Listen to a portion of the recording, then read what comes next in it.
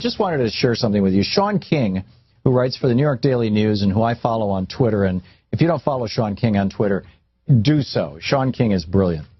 And he writes regularly for the New York Daily News. And he wrote this piece called Why I'll Never Stand Again for the Star-Spangled Banner. And I just want to share 3 paragraphs from Shaun's piece about this. He says, first off, he's talking about the Star-Spangled Banner. He says, first off, the song, which was originally written as a poem, didn't become our national anthem until 1931, which was 117 years after Francis Scott Key wrote it.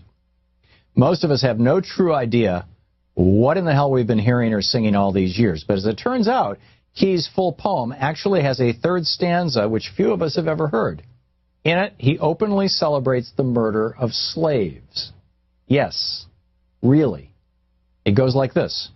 No refuge could save the hireling and slave from the terror of flight or the gloom of the grave, and the Star-Spangled Banner in triumph doth wave o'er the land of the free and the home of the brave.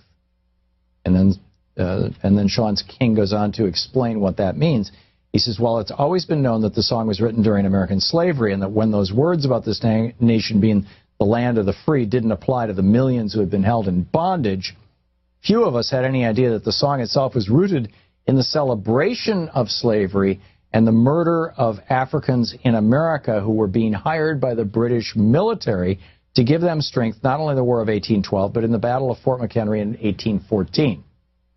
These black men were called the Corps of Colonial Marines, and they served valiantly for the British military, and Francis Scott Key despised them.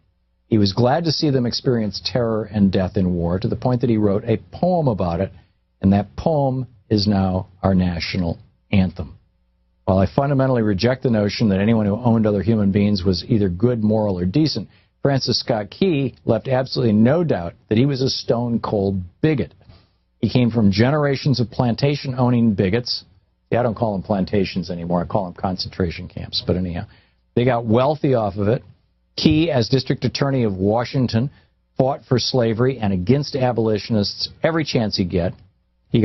Even when Africans in D.C. were injured or murdered, Francis Scott Key stood strong against justice for them. He openly spoke racist words against Africans in America. Key said that they were, quote, a distinct and inferior race of people which all experience proves to be the greatest evil that afflicts a community, end quote. This is in the context of Colin Kaepernick's refusal to stand for the Star-Spangled Banner. Shaun King nails it, as Shaun King so often does. And it's just a brilliant piece. Check it out. The British, yeah, well, I don't have time to go into the whole backstory. But anyhow, we'll be back right after the break. You're listening to the Thom Hartmann Program. Call 202-808-9925. The article, by the way, is in the New York Daily News. It's titled King, Why I'll Never Stand Again for the Star-Spangled Banner by Shaun King, S-H-A-U-N-K-I-N-G.